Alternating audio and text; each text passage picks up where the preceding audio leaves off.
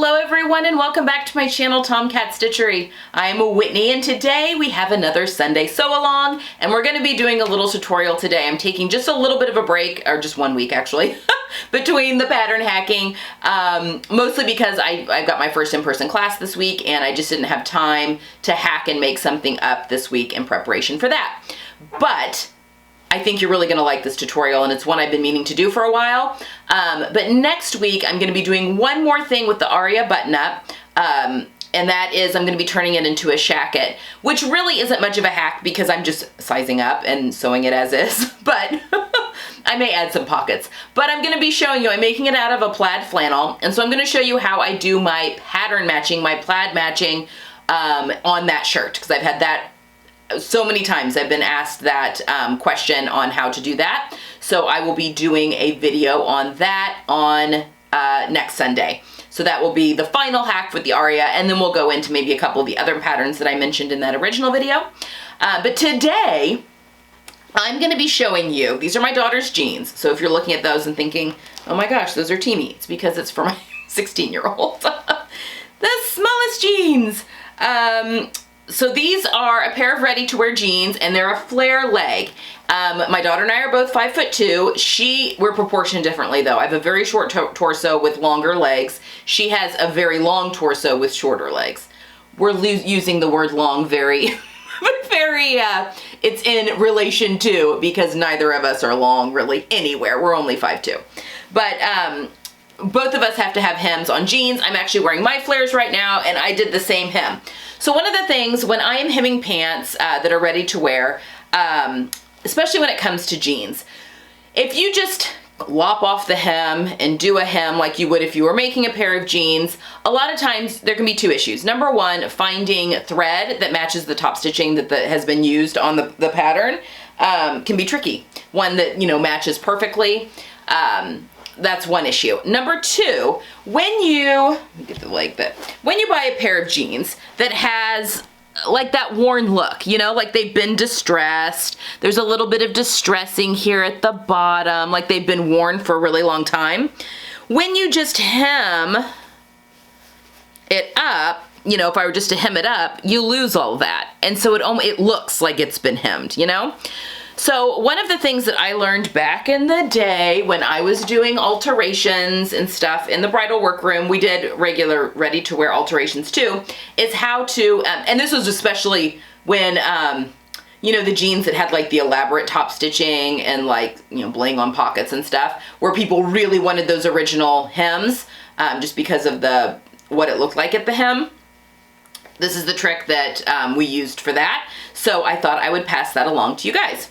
So I don't have any footage of her actually in these. I'll show you footage once it's been hemmed. So what I have done is I have put these on her, and you want to have shoes on. Never take a hem unless you're wearing the shoes you're gonna wear with these jeans. Okay? Now that the wide leg are back, you may have to have jeans and you want to wear heels or heeled boots with your jeans. You're just going to have heeled jean lengths and, a flat shoe or, a moderate heel shoe length, because you're not going to be able to find a pleasing hem for both of those, depending on the heel that you're wearing. But my heels on my shoes are all about the same. I don't know that I would ever wear flat shoes with these wide leg hems. I like to have something with a little bit of height, because then the whole point of me wearing a wide leg jean is for it to elongate my legs. So why wouldn't I wear something with a heel to make my leg look longer? But again, my heel, when I'm saying heel, I'm meaning like 1 to 1.5 inches. They're like just my boots that have a little bit of a raised heel, or my platform loafers that I've got. So it's not a ton, but just a little bit. So that, we hemmed these to her Doc Marten. She's got a pair of Doc Marten Oxfords, which I think in the twirls she'll have those on. So what I've done is I put them on her and I have pulled the hem up to the right side. So I folded it, like cuffed it. And that is how I have marked her jean, okay? So that is the first step. You just want to put on the pants, turn it, cuff it to where you want the hem to hit or be right above the floor. I like my hem to be just right above the floor. The other beauty about this technique is that if your jeans do shrink, now I wash and dry my jeans the first time to get shrink out before I hem them. Going forward, our jeans will be washed and then air dried, but every now and again, you know, things happen. You know, my husband does the laundry and things get put into the dryer when they shouldn't, and then all of a sudden my hem is too short. So this method, actually, you're not cutting anything off. So that really helps to you can let it down really easily if you need to later. Okay, so I've just cuffed it and folded it up once. Now, I like my hems to be even on the bottom. So in other words, there is a break at the top of her shoe, and on mine as well, there's a break at the top of my shoe because I want it to be even all the way around. So, you know, that's personal preference. If you like your pants to be shorter in the front than they are in the back, you can definitely hem them up that way. That is not my preference. If you have a higher or lower hip where your pants need to be hemmed 2 different lengths, definitely pin up both legs because you want that, you know, to be accurate. But for the most part, I just do a couple of pins on one of the legs and I just do them the same. So that's where we're starting with this tutorial. Now I will take you over to the sewing machine, show you exactly the supplies you're gonna need for this project, and then we will do the hem. It's very easy. All right, as always, if you have any questions, leave them down below. If you like this type of content, like to see more, I do have a Ko-fi account linked down below, which is like a virtual tip jar. All the money for that goes right back into the channel for equipment, supplies, maintenance on equipment that really, it's more apparent in the educational type videos like this one. So if you would like to, there is a virtual tip jar. It's my Ko-fi account that's right down below. All right, let's go to the sewing machine and get these hems up. Okay, let's hem some jeans. Okay, so the first things, or the things you're gonna need are a ruler of some sort, a zipper foot. Now my zipper foot, my machine does not, I can't move my needle on my machine, it is fixed. So my zipper foot, if I'm wanting to sew to the left of my foot, I have a foot that has the cutout that's right here at the left. So mine may look a little different than yours. You may be able to push your needle all the way to the left, and I will talk you through that if you can, but mine's a fixed machine. So I have my left sewing zipper foot, and then make sure you've got a jeans or a nice heavy needle into your machine. I think I'm using a size 16 needle, like a 16 or an 18 would be fine. See what else. And then you want a color of thread that is very similar to your denim. So I use kind of this bluish gray, and when you hold it up, you want it to just kind of disappear within your fabric of your jeans. Obviously have that in my bobbin as well. And that is everything that you need. Okay, so the first thing we're going to do, so I've tried these on her, and I have folded the hem up, cuffed it basically. And the bottom here is where I want her hem to be-ish. So what we're going to do first is measure how much up that is from the base of our hem. And that is 2 inches. So I'm taking these up 2 inches, okay? But what we're going to be doing when all of this is said and done, and you can measure in a few spots just to make sure 2 is in fact, or whatever your number is. And yes, it's 2 inches. So what we are doing, in effect, is we are going to be sewing right here as close as we can to the edge of this hem. And then we will be flipping it up and basically top stitching it down. Okay? As close as we can to that line. And then when it's all pressed, you can't even see you've done that. But because we are, obviously 2 inches, but we don't want to sew it the 2 inches and fold it up, because that would actually be 4 inches because you've gone 2 and then 2 this way because it gets folded up. So we need to do half. So I'm going to be folding this up 1 inch. And I would also like to point out that we are sewing, we want this to be 1 inch from this edge, not from the top. Because again, when this gets sewn, it's going to get folded down. So you get this extra half of an inch will be, hanging down. So I'm doing 1 inch, which is right there. So I am just going to pop, well, I need to put my pen in. No, this way is fine. I always have to think about that. Am I alone on that?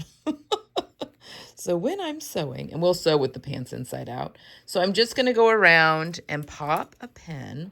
And again, I'm measuring 1 inch from the bottom of this hem. And I'm just going to go all the way around on both legs. So go ahead and do that. We're not pressing anything yet. So half of your measurement where you want your complete measurement. And again, for my complete measurement, I measured from the cuff from the bottom to the top of the hem because that's my finished. But then once we folded everything up, I know I want 2 inches reduced, but I'm going to be measuring that from, oh wait, no, that's not going to be right, is it? I just did this on my jeans. That is 2 inches, and you're getting a little half of an inch back. I think that's probably fine though.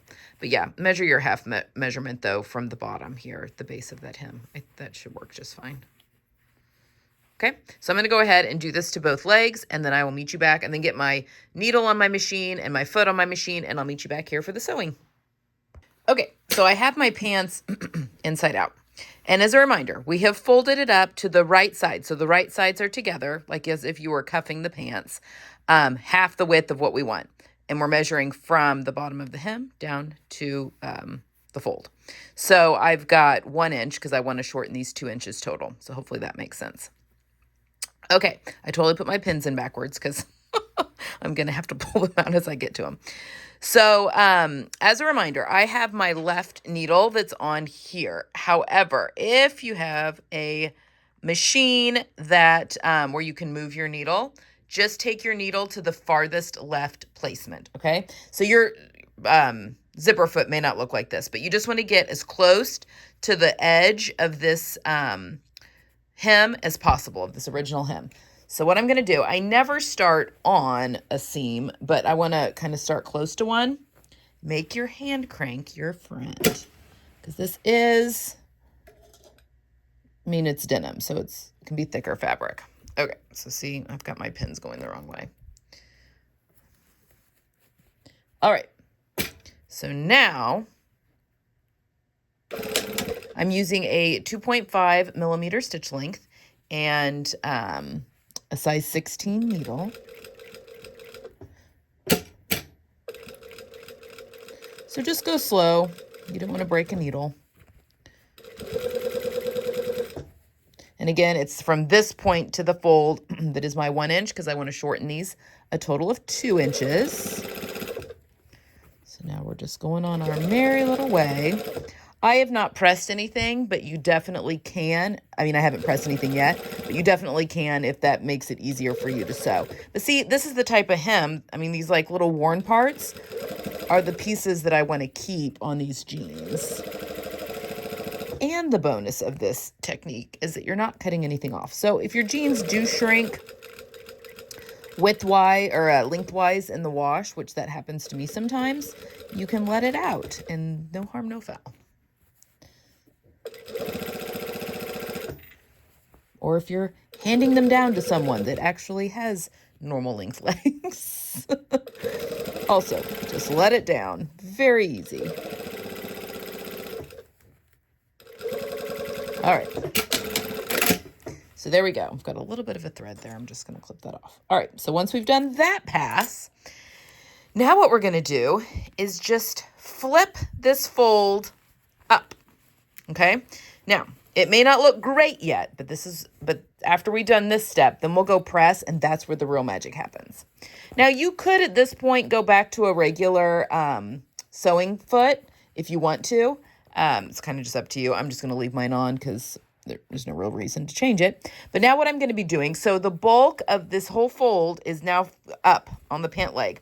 So now I'm just going to, and here's my seam, I'm just going to sew really close, but on the fold part, so on the pant part, not the hem part of that seam. And I'm going like, I don't know, a 16th. Again, don't start on a seam, but this is a bulky one. So now you can just hand crank. You can also, if you wanted to,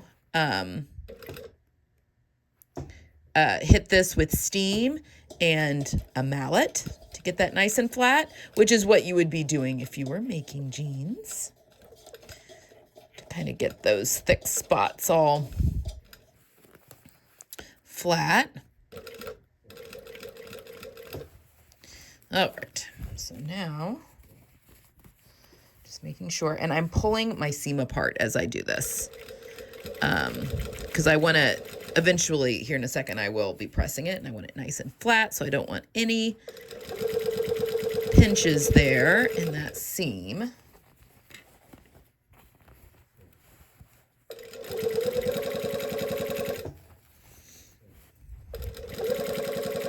I don't know if you can hear Gidget snoring behind me, but she's sleeping hard today. It's cold here in the Indianapolis area. It's tough to be a puppy. Okay, coming to that other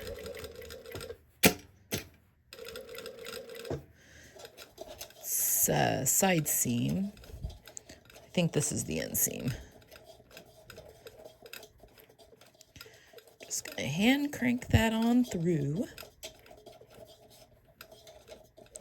But the beauty of this technique is that not only do you get to keep that original hem, but you have the original top stitching too, so it matches perfectly.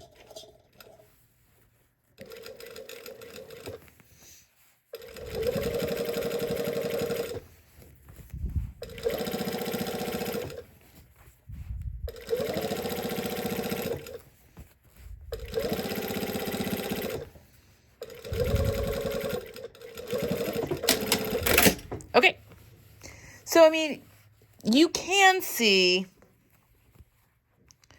a line of stitching that's right there, but it blends in really well with the fabric, and once we've pressed the living daylights out of this, you're not going to be able to tell that that is there. And then it's also going to be down by your hem. This is going to stand out more and make these look like you've not done anything to them. Again, I've done these to my wide leg jeans as well.